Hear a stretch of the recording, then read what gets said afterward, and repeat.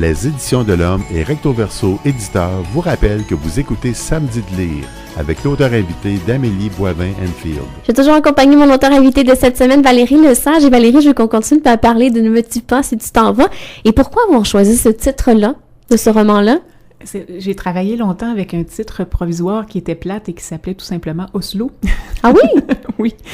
Mais sachant que ça serait pas ça le titre, mais je trouvais pas encore le titre de mon roman. Et puis, j'étais vraiment dans les derniers milles du manuscrit. Puis à un moment donné, j'entends à la radio Tue-moi. De Dan Bigra. De Dan Bigra. Et le refrain dit « Tu me tueras si tu t'en vas ».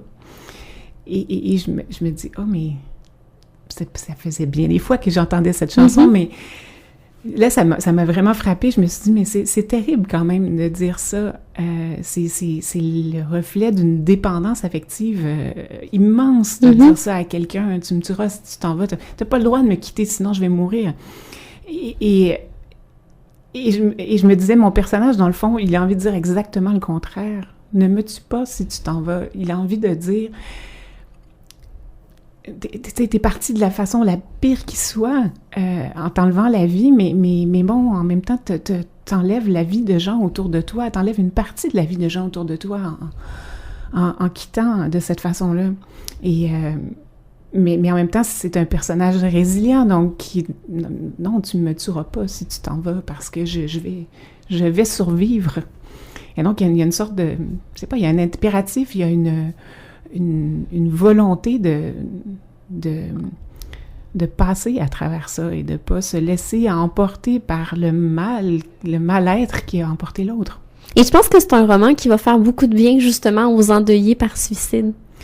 Enfin, c'est drôle parce que quand je l'ai écrit, évidemment, oui, on espère ça comme auteur, que ça va apporter du réconfort à des gens qui ont traversé des deuils, qu'ils soient par suicide ou qu'ils soient autrement, parce que moi, je le vois d'un point de vue plus large, mais oui, plus spécifique si on considère les endeuillés par suicide. Parce qu'il y a des couches supplémentaires à ce deuil-là qui sont justement le sentiment de trahison et le sentiment de culpabilité, qui ne viennent pas forcément avec un deuil plus ordinaire. Mais j'ai reçu des témoignages vraiment qui m'ont beaucoup touchée de la part de gens qui ont été endeuillés par suicide, soit d'un mari ou d'un frère. Et ils se sont sentis, ils se sont vraiment reconnus, pardon, dans les émotions de Satie, dans son parcours, dans sa recherche de réponses. Et c'est fun parce qu'on suit toutes les étapes aussi du deuil de Satie. Oui, je pense que c'est ça, la tristesse, le déni, la colère, la culpabilité, le sentiment de trahison, tout ça est là. Puis à un moment donné, une forme d'apaisement ou de pardon qui finit par arriver. Mais donc c'est ça, j'ai reçu des témoignages bouleversants de gens pour qui ça a fait du bien. Je sais pas, peut-être que c'est pas une lecture qu'on peut faire si ça vient juste d'arriver. Peut-être qu'on a des étapes à vivre avant. Mais je pense à une dame qui m'a écrit, ça faisait 5 ans que son mari était décédé. Elle a lu le livre et elle me disait vous me permettez de vivre des émotions que j'ai jamais pu exprimer ou presque autour de moi. Probablement parce que comme Satie, elle se sentait incomprise aussi dans les bouleversements qu'elle vivait à l'époque. Il y a un malaise dans l'entourage parfois devant autant de peine et les gens vont avoir tendance à ne pas vouloir te parler de ça parce qu'ils se disent mais elle va vouloir se changer les idées puis parler d'autre chose. Mais c'est peut-être le contraire qu'il faut faire. C'est ça, ils ont besoin d'en parler. Oui, ils ont besoin d'en parler, ils ont besoin d'être écoutés, de se sentir compris et non de ne pas se sentir jugé. Satie, elle va rechercher ça, mais elle n'ose pas le prendre à côté d'elle. Elle a l'impression d'être incomprise. Donc, elle se retrouve avec des étrangers et c'est là qu'elle est capable de libérer quelque chose. Elle est capable d'être elle-même. Oui. Puis ça, mais c'est étrange dans la vie parce que moi, je me suis quelquefois sentie comme ça, où c'était de personnes étrangères dont je me sentais le plus proche à un moment précis. Mais souvent, c'est que les gens qu'on connaît pas, ils nous connaissent pas de notre passé. Oui, et donc ils nous prennent tel qu'on est en ce moment. Exactement. Et ils ont pas d'a priori, ils ont pas de préjugés sur. Ils peuvent pas nous dire ouais, mais tu sais, peut-être que tu aurais dû. Ils peuvent pas nous dire ça. Ils savent pas ce qu'on a vécu avant, donc ils se gardent bien de dire ce genre de choses. Et son voyage à Satie va l'amener à faire des changements aussi dans sa vie? Oui, oui, parce que bon, il y a une... Dans une étape de deuil aussi, il y a un moment où on veut en avoir fini avec ce deuil-là. On voudrait dire, OK, là, c'est beau, là, j'ai assez pleuré, là, c'est fini. Mais on se rend compte, il y a souvent une forme de rechute, hein, après un certain apaisement. Puis là, elle, quand elle revient à Montréal, retourne dans son appartement qui est imprégné des souvenirs de sa vie avec André. Mm-hmm. Mais là, c'est comme, ouf, ça recommence, là, elle replonge dans la tristesse, dans le manque de l'autre. Et elle a besoin d'un nouveau départ. Oui, elle a besoin d'un nouveau départ complètement. Puis là, je ne vais pas trop en dire parce mais non, que... on va laisser le plaisir au lecteur. Oui, c'est ça. Et le nom de Satie, ça vient d'un compositeur? Oui, mais en fait, oui, c'est drôle, mais j'avais choisi Satie, puis bon, après, quand j'écrivais son nom, ça me faisait toujours penser au compositeur Éric Satie.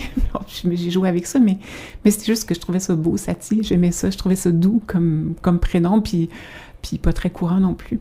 Non, c'est ça, c'est pas commun du tout. Et dans l'ouvrage, on fait beaucoup de références aussi à la musique.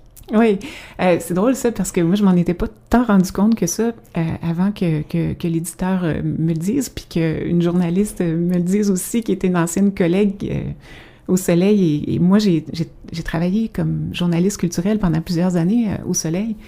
Et ma spécialité, c'était la musique francophone. Donc, j'ai vécu dans beaucoup de musique, puis probablement que ça a transparu dans mon écriture à un moment donné, mais j'aime bien, quand je peins aussi, accompagner le geste de la musique. Je trouve que ça... Et peut-être moins quand j'écris, mais quand j'écris, c'est... Moi, il y a un film dans ma tête, puis dans un film, il y a de la musique. Alors, si elle joue pas, s'il n'y a pas un disque qui est en train de jouer, en tout cas, il y a une musique dans ma tête. Ouais. Mais est-ce que tu écoutes de la musique quand tu écris? Pas tout le temps, même assez rarement. Mais dans ma tête, c'est là. C'est drôle. Et t'es quel genre d'auteur? Est-ce que tu peux écrire? Tu dois écrire dans le calme, dans le bruit, ou n'importe où, n'importe quand il y a du temps? Il faut que je sois toute seule. Quand j'écris, j'ai besoin d'être seule. Puis c'est le fun parce que, en fait, l'écriture et la peinture sont des belles amies pour apprivoiser la solitude avec laquelle, plus tôt dans ma vie, j'avais bien du mal à vivre. Puis maintenant, j'ai l'impression des fois que je cours après ces moments-là. T'en as besoin. Oui. Et est-ce que ça t'a donné envie d'écrire un prochain roman? Oui, complètement. J'ai même hâte de trouver le temps. Puis j'ai mon histoire en tête. J'ai commencé, j'ai peut-être une quinzaine de pages, c'est pas beaucoup. Mais c'est là, puis j'espère juste, c'est surtout réussir à aménager ma vie pour être capable d'écrire à nouveau. J'étais célibataire au moment où j'ai écrit « Ne me tue pas si tu t'en vas ». C'était plus facile de trouver du temps. Maintenant, j'ai un nouveau défi, mais c'est sûr qu'il y en aura un autre. Je ne peux pas ne pas écrire un autre roman. Et est-ce que tu vas aborder un thème en particulier dans le prochain ouvrage? J'ai envie d'aborder, en fait... c'est drôle parce que peut-être que le personnage qui est procureur aux agressions sexuelles met un petit peu la table pour ça.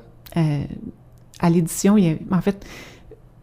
J'allais un peu plus loin dans son métier, mais à l'édition, on a un peu élagué là-dedans parce qu'il y avait peut-être justement dans ça, dans le personnage, il y avait peut-être les bases de ce que sera un prochain roman autour des conséquences de l'agression sexuelle.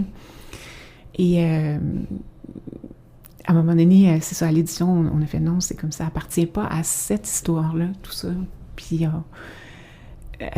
ça sera pour la prochaine fois, mais c'est sûr que je veux encore toucher la résilience, là aussi, l'idée que, il y a une vie après ça aussi. Et tantôt, tu parlais d'un premier manuscrit. Est-ce que ça t'a donné envie de le retravailler puis de le représenter à une maison d'édition? On me demande souvent ça autour de moi, ouais. Puis je suis pas sûre, en fait. Je trouve qu'il y a des bons morceaux là-dedans, vraiment. Il y a des choses dont je suis fière. Puis en même temps, il y avait comme un manque dans la progression dramatique de cette histoire qui est écrite en tableau. Et je sais maintenant ce que c'est. Ça m'a pris beaucoup de temps avant de la découvrir, puis il a fallu que la vie m'envoie des signaux, mais c'est le temps qui passe nous donne nos réponses parfois. Donc, je sais ce qui manque, mais peut-être qu'il était... peut-être que je l'assume pas complètement non plus du fait qu'il était tellement proche de moi. C'est souvent ça qui arrive le premier manuscrit. Oui, c'est ce qu'on me dit aussi, puis que j'ai peut-être pas envie de révéler tout ça sur moi. Puis en même temps, mais celui-là, ne me tue pas si tu t'en vas, il y a des gens lisent ça puis ils ont l'impression que c'est moi, mais parce que c'est écrit au jeu aussi. Ça, dans mon entourage, c'est comme, OK, qu'est-ce qui appartient à la fiction, qu'est-ce qui appartient à la réalité? Les gens sont un peu, est-ce qu'elle a vraiment vécu une telle souffrance? Mais on se le demande réellement. Ben, tant mieux, ça veut dire que ça veut dire que ça veut dire que il y a quelque chose qui fonctionne dans l'écriture à ce moment-là, mais il y a une partie de ça qui est une histoire d'amour que j'ai vécue avec un homme qui est tombé en dépression majeure et qui avait des idées suicidaires. Et peu de temps après le début de notre relation, mais ça a été donc le point de départ. Et cette personne-là, Dieu merci, est toujours en vie. Mais la base du roman, c'est que serait-il arrivé s'il avait commis le geste ultime? Et je me suis projetée donc dans cet univers-là. Alors, rappelle le titre, Ne me tue pas si tu t'en vas. On s'arrête et dans les prochains instants, Valérie, tu présentes aux auditeurs ton coup de cœur littéraire.